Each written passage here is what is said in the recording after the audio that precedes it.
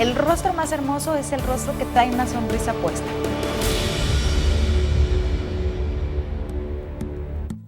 Ángela María Blandón, ¿cómo está usted? Muy bien, Miriam, muchas gracias. Ángela, usted es de acá de Medellín, ¿no? Sí, de Medellín soy.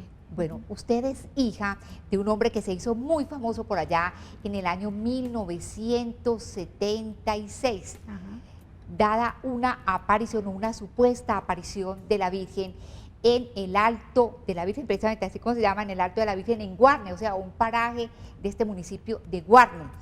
Él supuestamente fue el vidente de esa aparición.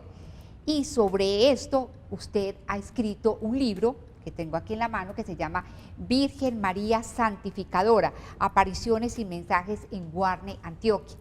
Aquí usted revela muchos hechos y muchas cosas importantes de lo que supuestamente sucedió ese día, un 10 de abril de 1976, y es de lo que vamos a hablar en este programa. Así que vamos a ir paso a paso, de principio a fin, para que todos los televidentes se enteren de qué fue lo que pasó allá en este lugar.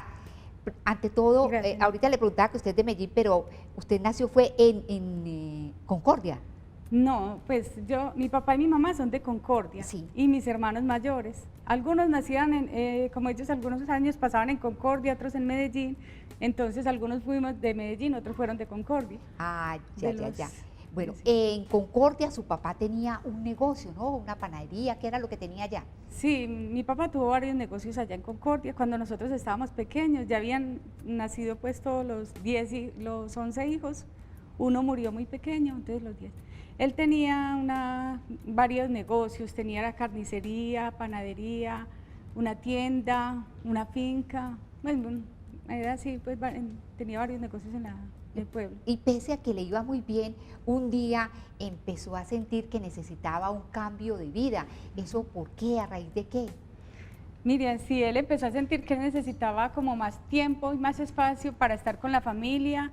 Empezó a sentir que se estaba pegando demasiado a las cosas materiales y sintió como ese hastío cuando uno siente que la vida la tiene prendada como de las cosas materiales. Entonces él sentía que tenía un vacío como espiritual. ¿Y qué le pidió a Dios a raíz de eso? Exactamente, entonces él le pidió al Señor con mucha fe. Él dice que él se fue para en la soledad a orar en un montecito y le pidió que le quitara todo lo que le había dado materialmente, que lo volviera a dejar pobre, porque él quería volver a ser como tan sensible, tan espiritual como antes. Ya estaba cansado de esa vida como mercantil, material. Y que además, tengo entendido, le gustaba el licor, ¿no? Le gustaba el traguito. Sí, porque usted sabe que en los pueblos, es un municipio antioqueño del suroeste, todos los negocios se hacen en medio del licor. Entonces él, por hacer negocios, entonces estaba como en ese medio, ¿cierto?, de los negociantes.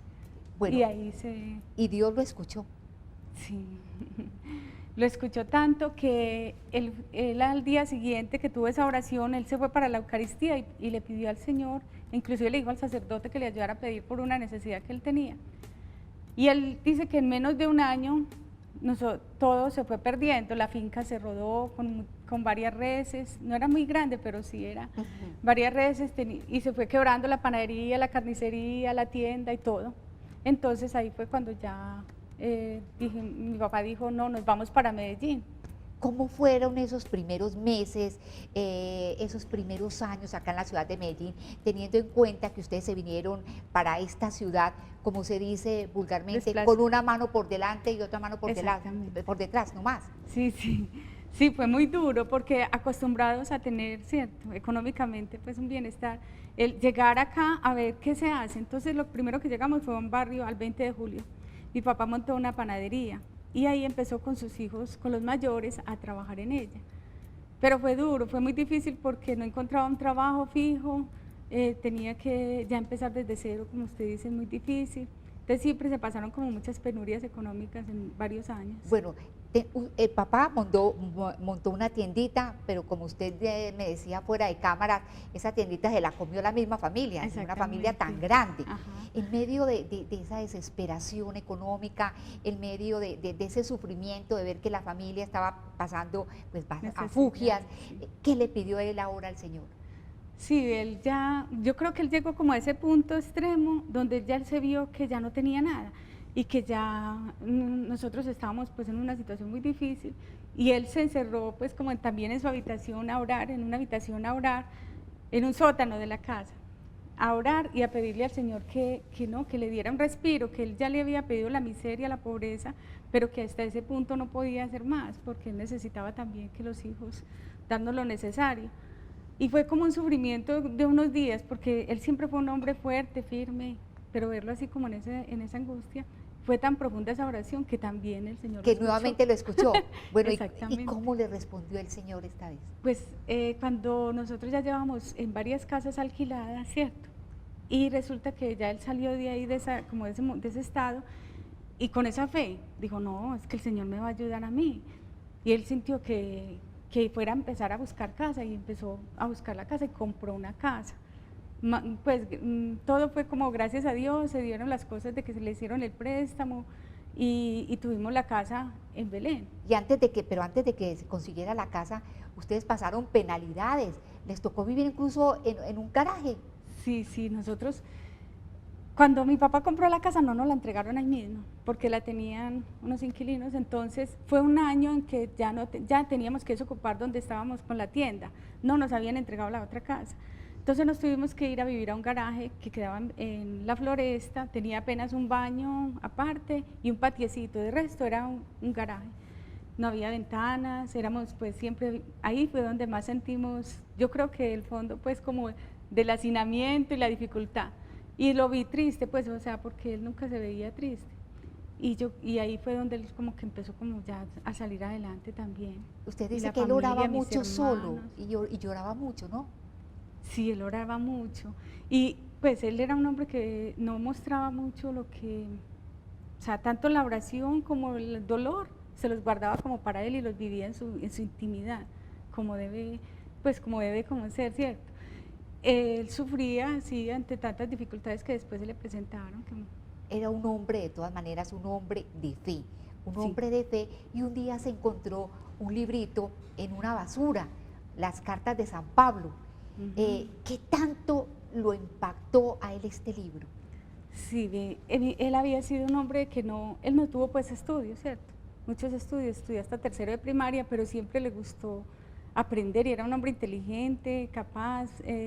Entonces, cuando él se encontró ese librito, empezó a ver esa vida espiritual de Pablo, también tenía oraciones, y él lo cogió como un libro para él llevarlo donde esos momentos y esos silencios que él mismo buscaba en la soledad para hablar con el Señor.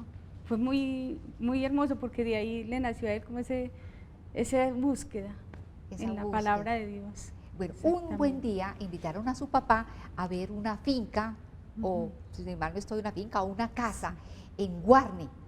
Cuéntenos qué pasó.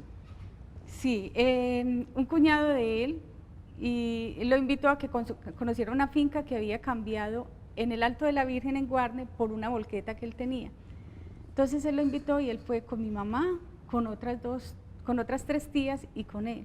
Fueron a conocer ese lugar. Ahí fue donde la primera vez vio a la Santísima Virgen María Santificadora. Eso fue el 10 de abril de 1976, a las 11 de la mañana sucedieron. ¿Qué edad tenía usted en esa época? Tenía 12 años. 12 años. A ver, cuente, ¿qué recuerda usted? ¿Cómo llegó ese día en que sucedió esto? Y les contó a ustedes o le contó a toda la familia lo que había sucedido, un hecho extraordinario como esto. ¿Cómo recuerda usted que llegó su papá, en qué estado anímico, en fin? Sí, ese día mi papá, él llegó callado y se acostó. Mi mamá le dijo, recuéstese. Él venía como asustado, como en otro mundo. Él no parecía como sensible a esto, ¿cierto? Entonces uno lo veía retraído. Él se recostó y ya mi mamá nos llamó a todos a la cocina, a los que estábamos ahí, que éramos la mayoría, porque ya algunos se habían casado. Nos llamó a la cocina y nos contó que el papá había visto la Virgen en Guarne y que yo no me acuerdo qué más nos contó ese día, pero fue esa la respuesta. Entonces nosotros mirábamos a mi papá ya callado en la cama y que él era un hombre que nunca se tiraba en la cama, pues no era un hombre de acostarse cuando estuviera y estaba así. Ya al domingo, al lunes siguiente, ya él era normal con nosotros. Bueno, ¿y qué fue lo que pasó? ¿Qué relató él después? ¿Cómo fue eso de que se le apareció la Virgen? Porque es algo que sorprende, que obviamente todo el mundo lo mira como si será cierto o no, en fin. ¿Pero qué contó su papá? Sí, sí. Él contó que él cuando subía al montecito, vio como si las florecitas, el monte era alto, con el helecho alto, un monte que no era muy transitado, ¿cierto? Y había florecitas silvestres, de esas amarillas. Ajá. Él empezó a ver como si todo cambiara de color, él empezó a sentir como algo extraño, como si algo sobrenatural estuviera pasando. Entonces tuvo como miedo. Cuando llegaron al filo, pues al último, al alto ya donde se apareció la Virgen, él se sentó dando la espalda a los árboles, a la cima de la montañita, se sentó dando la espalda por temor y sintió como si dos manos lo empujaran hacia adelante, de la espalda lo empujaran hacia adelante. Entonces él quedó mirando hacia el monte.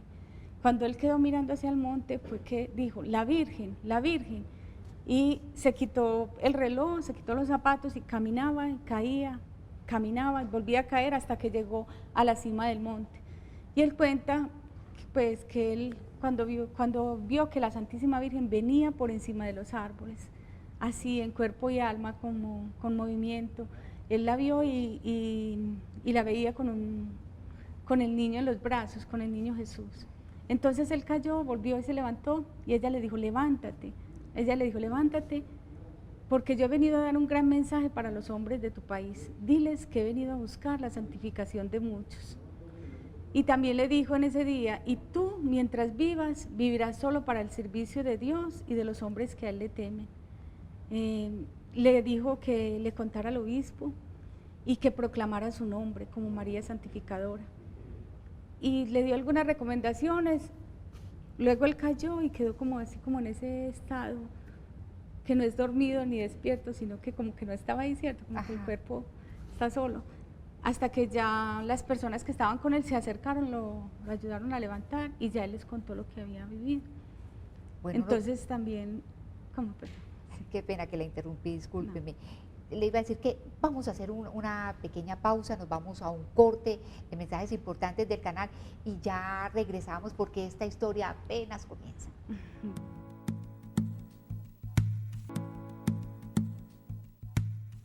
A los 8 días, su papá volvió al lugar donde se le había aparecido la Virgen y no la vio.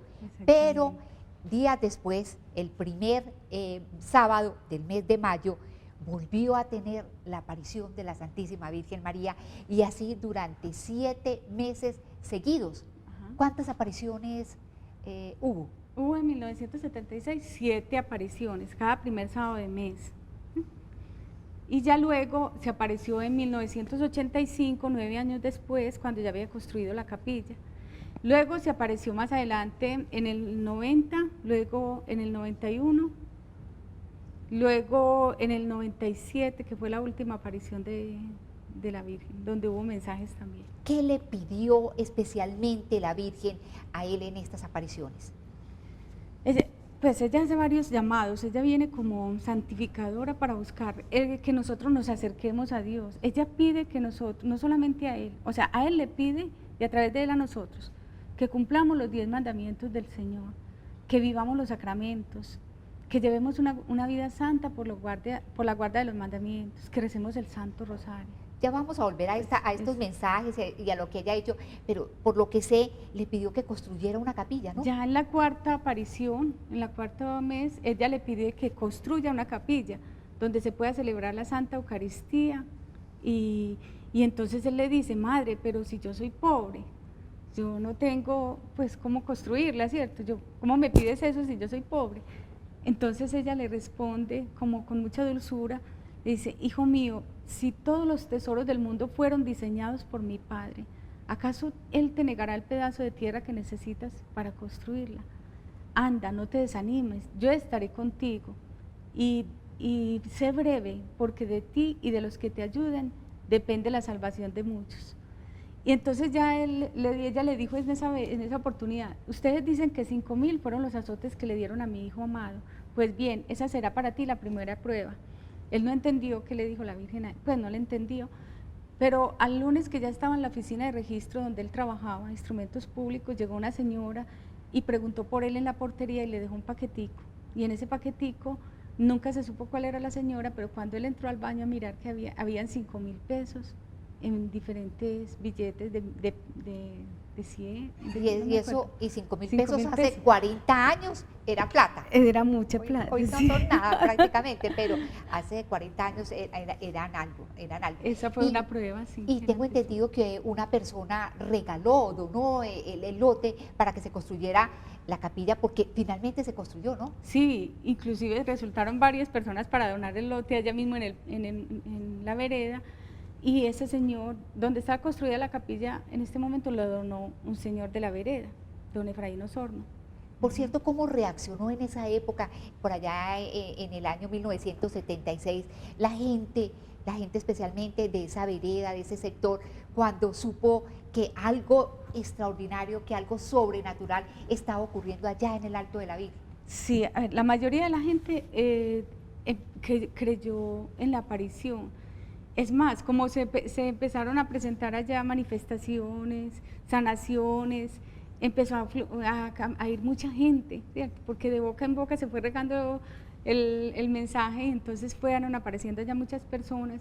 La gente muy humilde aceptó con amor esa aparición, aceptó con amor que mi papá llegara a hacer el rosario en las casas, a visitar los enfermos, y él empezó a hacer eso, a ir de casa en casa, a hacer el rosario, a conversar con la gente, y le fueron cogiendo como ese cariño porque lo fueron conociendo quién era realmente, y después viéndole su trabajo y su empeño con mayor razón. Por cierto, usted dice que la primera transformación que se dio fue precisamente en su papá. ¿Qué tipo de transformación? ¿Cómo cambió a partir de esto? Él fue el primero, pues la forma de ser de él, la forma de ser fue más cariñoso, más respetuoso, más comunicativo, una persona llena de alegría.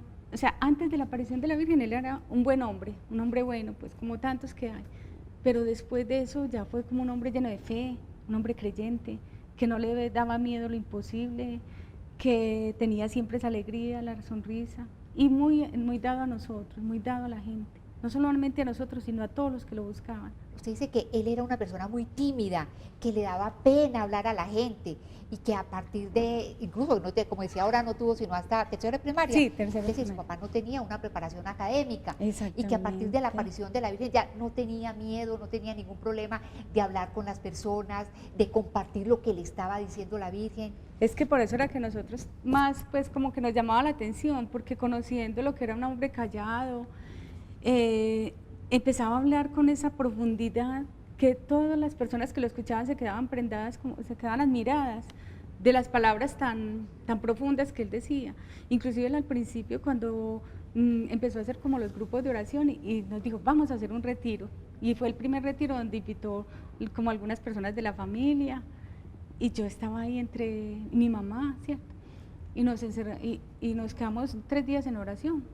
Y eso fue, nosotros éramos aterrados viendo cómo hablaba de bonito de la Virgen y como decía cosas tan profundas. Y antes de salir a hablar con la gente, él primero los aunó a todos ustedes, conformó un buen grupo familiar, es decir, les dio toda como esa fortaleza para lo que se vendría después, ¿no? Sí, él empezó, o sea, el proceso empezó hacia adentro. La Virgen, o sea, con el motivo de estas manifestaciones de la Santísima Virgen, los primeros beneficiarios fuimos nosotros en la casa, porque en la casa empezó a hacer ese proceso de que vivir mejor, nos reunía para hablar sobre estábamos en diferentes etapas, había niños, adolescentes, ya otros ya saliendo del hogar, entonces usted se imagina, tantos hombres, había siempre que cuando se presentaba alguna dificultad o alguno que estaba pasando por una etapa un poquito complicada, entonces inmediatamente reunía a la familia, nos convocaba para comentar, para ayudarnos los unos a los otros. Entonces fue como imponiendo, como colocando muchas cosas bonitas en el hogar, y la vida nos cambió a nosotros mucho. Y ustedes realmente le creyeron a su papá cuando él dijo que la Virgen se le había aparecido, cuando él empezó a tener todas estas manifestaciones. Sí, nosotros inmediatamente le creímos porque él siempre fue un hombre honesto. O sea, cuando uno conoce a una persona de toda la vida que es honesta, uno le cree lo que pasa, ¿cierto? Entonces él siempre fue un hombre honesto Y fuera de eso, el verle ese coraje, ese arrojo con el que hacía las cosas, esa fuerza y esa alegría, pues inmediatamente uno también caminaba ahí. Todos empezamos a caminar también, a ayudarle a construir la capilla, a hacer comestibles para nosotros mismos, irnos todo el día y ayudarle a él, y ayudarle en todo lo que pudimos, siempre, siempre apoyándolo hasta el final. Bueno, Ángela, nos vamos a tener que ir a un segundo programa, Claro que porque tenemos que hablar sobre qué mensajes le dio la Virgen a su papá por todas las penalidades que le tocó pasar mientras todo esto se daba. ¿Qué ha dicho la Iglesia sobre esta aparición de María Santificadora allá en el Alto de la Virgen? En fin, hay muchas preguntas por hacer, hay mucha historia todavía por contar, así que los invitamos a todos ustedes para que no se desenganchen de este singular y nos acompañen la próxima semana. Por lo pronto, muchísimas gracias por haber estado con nosotros, y a Ángela también por haber estado en este programa. Gracias a usted. Que estén muy bien.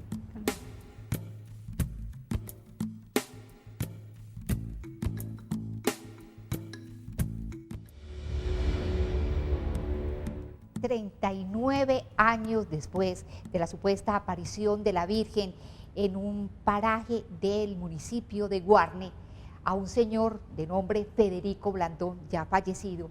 Hoy tenemos a su hija acá en el programa para compartirnos qué sucedió realmente ese día y cómo a partir de esa fecha, 10 de abril de 1976, todavía muchísimas personas siguen acudiendo a este lugar que se ha convertido como en una especie de santuario para orar y para pedirle una serie de favores y de gracias a la Virgen María, que se ha hecho llamar allí María Santificadora.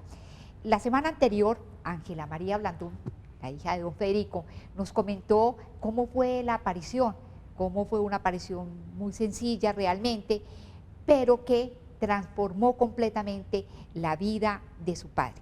Hoy, Ángela, yo quiero que nos cuentes qué le dijo la Virgen, qué mensajes durante tanto tiempo, 7 meses seguidos estuvo su papá hablando con la Virgen María, qué le dijo, qué le prometió, en fin, cuénteme usted.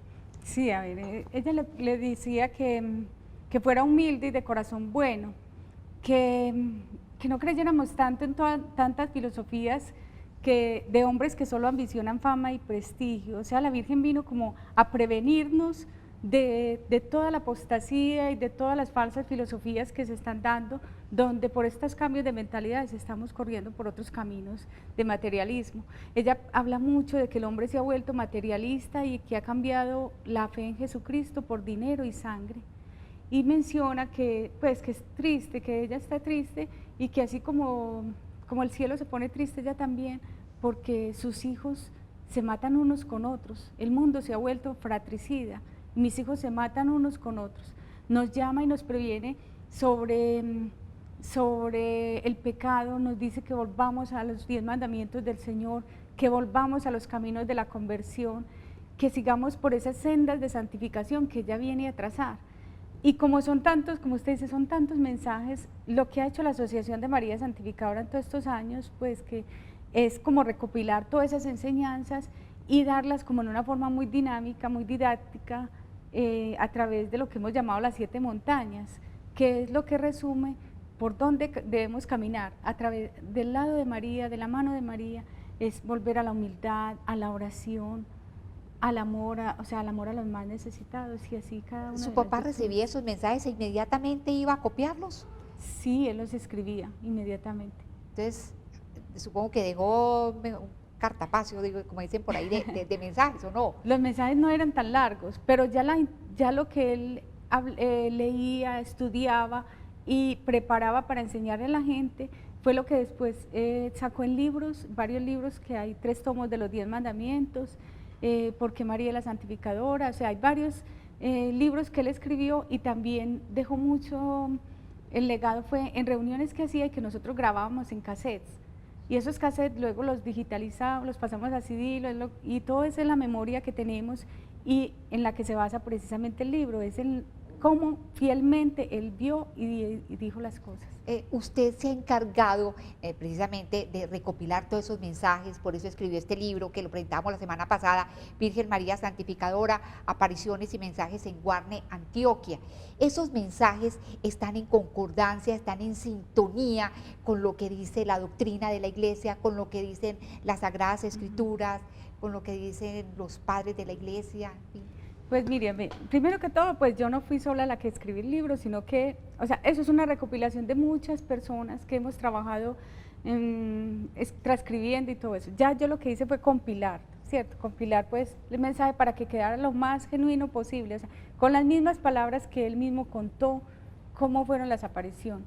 Él, como ustedes, él no tenía una formación teológica ni una instrucción académica. Lo que nosotros hemos hecho después es acoplarlo y también nosotros hemos aprendido, hemos enseñado y hemos aprendido mucho de sacerdotes, de otras comunidades, de lecturas, de la misma Biblia, de los mismos documentos de la Iglesia, y lo que hemos hecho es como iluminar un poco, entender un poco esos mensajes a la luz de la tradición de la Iglesia, a la luz de los documentos de la Iglesia, magisterio y toda la palabra de Dios, y hemos estado escribiendo más sobre eso. Exactamente, pero se han dado cuenta que son mensajes absolutamente serios, que no desvían para nada a las personas. Completamente serios, completamente acordes con el Evangelio de Jesús. María no viene a inventar nada nuevo ni a hacer nada nuevo, lo que viene es a remitirnos a hacer lo que Él nos dice. O sea, ella no viene con nada nuevo, entonces es completamente acorde a nuestra Iglesia Católica, muchísimo. Además de los mensajes, dejó una serie de prácticas, una serie de recomendaciones para buscar esa santidad, porque precisamente es María Santificadora que viene a pedirnos a todos nosotros buscar la santidad, ¿no? Claro que sí. Sí, ella insiste mucho en la oración, ¿cierto? En volver a la oración, en orar mucho por todos los pecadores, en enseñarle a los niños desde pequeño a orar, en congregar las familias en torno a la oración. Nos inculca mucho el cumplimiento del sacramento, volver a los sacramentos, volver a la confesión, o sea, en eso, inclusive muchos sacerdotes se dieron cuenta que empezó la gente a confesarse bastante, porque de ahí, de esos mensajes y de lo que él le enseñaba, remitía a los sacramentos. Y como en otras apariciones, recomendó el rezo del Santo Rosario, ¿no? Sí, el Santo Rosario, dijo, con el Santo Rosario vencerán todos los problemas que se les venga encima y alejarán al demonio y glorificarán a Dios junto con sus ángeles. Ella siempre recomienda el rosario. Bueno, ¿por qué el nombre de María Santificadora levantó tanto escozor en muchos sectores de la Iglesia? Exactamente, y sigue levantando, pero yo creo que lo que se ha entendido es que María Santificadora, porque no se ha entendido bien el papel de ella, el rol de ella como santificadora, porque todos sabemos que María, el papel de la Santísima Virgen María, a través de toda la historia de la salvación, ha sido fundamental, porque ella siempre es la que nos intercede por nosotros, la madre de la Iglesia, la que primera evangelizadora.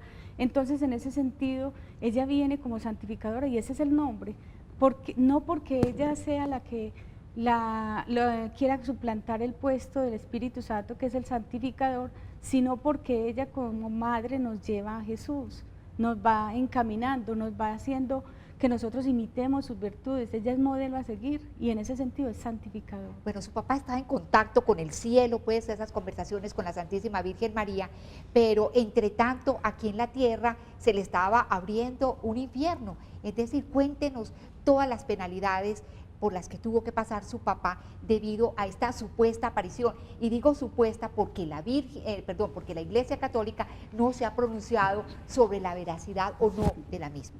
Exactamente, tiene toda la razón, eso es un proceso largo. Exacto. Y quizás a mi papá le tocó la parte más dura, porque como él daba la cara, él tenía que mostrar que él vio a la Santísima Virgen. Entonces se fueron contra él muchas corrientes, tuvo muchos detractores, empezando por los mismos sacerdotes de Oriente Antioqueño, por muchas personas que no creían, por vecinos.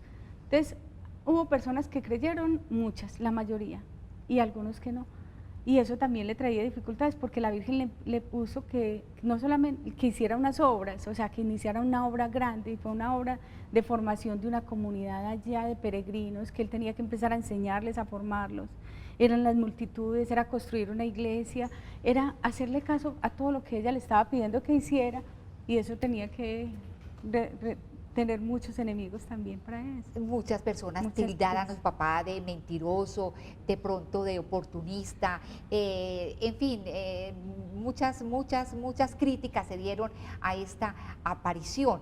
No obstante, su papá dice vivía esto con mucha paz, con mucha serenidad. Exactamente, yo creo que lo primero que ella le dio, le permitió fue tener ese temple y esa fortaleza de sentir que no le importaban tanto los que lo alabaran o que lo halagaran, él no vivía por eso, pero tampoco le ofendían ni lo hacían sufrir porque lo criticaran, porque él sabía que estaba haciendo lo que tenía que hacer. Entonces era una personalidad muy ecuánime, muy tranquila, esa paz se la dio Dios. Él decía, tengo que obedecer, y ya no le importaba si le gustaba o no le gustaba a los demás, ¿cierto? Bueno, y las críticas se daban pese a que allá en el Alto de la Virgen, allá donde se apareció la Virgen, estaban sucediendo muchos milagros, muchas conversiones, las romerías eran impresionantes. Les cuento que incluso yo llegué a subir allá alguna vez con Juan Carlos Greifes, el director de este canal.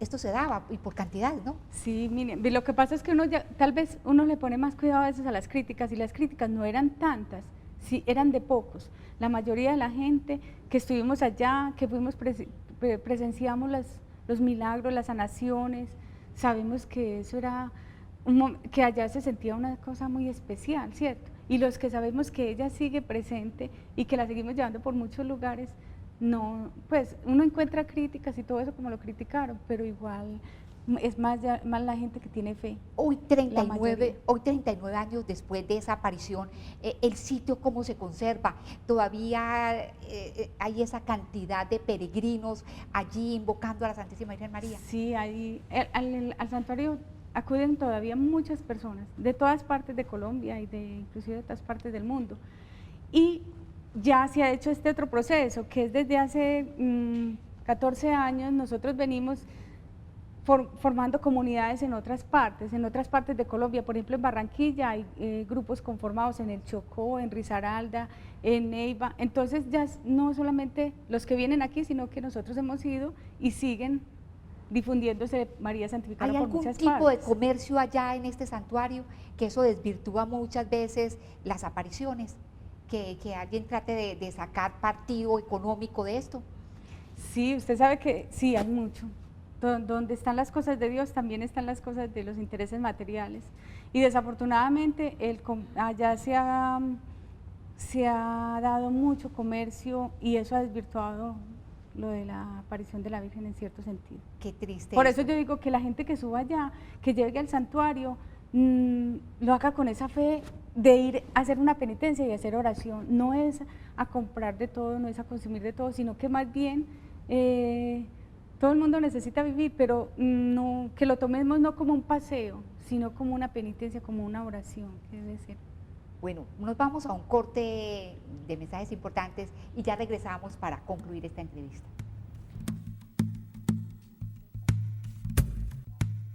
Ángela, su papá ya murió, ¿hace cuánto? 17 años. ¿Cómo murió él?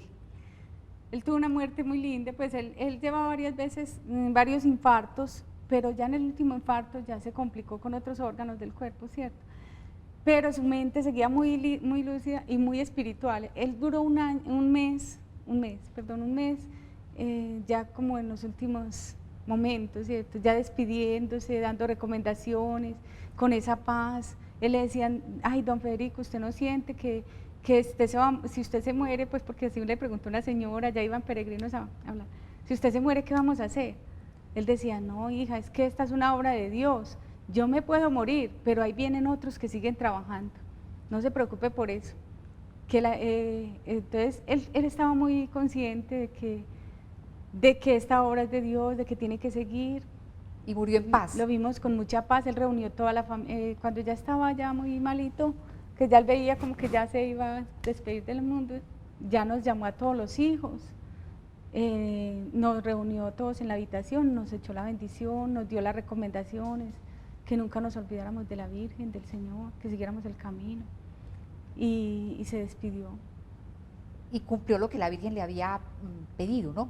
Construir finalmente el templo, ¿no? Como hablábamos la semana pasada. Sí, las obras que ella le encomendó era el momento que ya, hasta ahí como que era el momento de llevar a término todo lo que él había comenzado a hacer. Bueno, muchas personas hablan de haber conseguido milagros o haber obtenido favores especiales gracias a la intercesión de María Mediadora allá en Guarne. Ajá. Entre esas personas está usted. La Virgen María le concedió a usted una gracia importante. Cuéntenos sobre la misma. Miriam, sí, a mí me ha conseguido muchas, porque yo digo que todo lo que yo tengo y todo lo que yo soy, ella estaba ahí desde siempre intercediendo por mí. Pero una de las cosas que quiero contar es que mi hijo segundo, el segundo hijo mío, nació y a los 4 meses empezó a sufrir epilepsia y la Virgen lo sanó de epilepsia allá en el Alto de la Virgen. Él hasta el año y medio consumió pues la medicina que tenía, el medicamento que tenía que tomar y los exámenes, los médicos, el neurólogo decía que era una epilepsia muy fuerte y que el niño pues eso no tenía cura. Pero a los 2 años completicos, allá con una oración que inclusive mi papá la hizo, el niño quedó completamente sano, ya tiene 19 años, está en la universidad, es un muchacho completamente bien, gracias a Dios, para gloria de Dios. Usted estudió trabajo social en la Universidad Pontificia Bolivariana, pero se ha dedicado más que todo a sostener esta obra que se creó a partir de esa aparición, María Santificadora, la Asociación de María Santificadora, sí, señora, ¿cierto? Sí. ¿De qué se encarga esta asociación? ¿Qué es lo que hace realmente? Lo principal, la misión de nosotros es formar, ¿cierto? Formar en la fe, a través de la educación, a través del apostolado, de la oración. Nosotros un tiempo estuvimos con un colegio que fundamos, duró 8 años, fue dedicado pues como mucho a la formación y con un modelo pedagógico pues constructivista y todo eso. Pero fuera de eso nos hemos encargado de ir a los municipios, de ir a las veredas, a los barrios, visitar colegios, cárceles, hospitales, o sea, a todas partes donde hemos podido llegar durante todos estos años, hemos llegado con un proceso, primero como de sembrar la semilla y es de hacer la difusión del mensaje a través de diferentes medios de comunicación, de plegables, volantes, todo eso, que dona la asociación. Luego ya llegamos como a formar pequeñas comunidades, donde se van acompañando, hacemos un pastoreo de acompañamiento con ellos y ya esas comunidades se van formando en lo que nosotros hemos aprendido. Y cuando ya están formadas, ellas mismas se encargan de formar nuevas comunidades en otros lugares. Apoyamos planes pastorales de la iglesia en diferentes partes. ¿Qué dice la iglesia sobre esta aparición hasta el momento? ¿Cómo se ha manifestado? Bueno, sí, hablar de institución en general pues es difícil porque, a ver, muchos sacerdotes han apoyado esta advocación, en muchas partes nosotros también hemos trabajado en los planes de la iglesia y apoyando también algunos sacerdotes, algunas diócesis como en el Chocó, como en Caldas, Antioquia, ¿cierto? Pero esto está en un proceso que la iglesia ha guardado prudencia porque sabe que necesita y es necesario que pasen muchos años y que la obra se vea con sus frutos. Ajá. Para poder dar como un veredicto pues en eso, ¿cierto? Exactamente.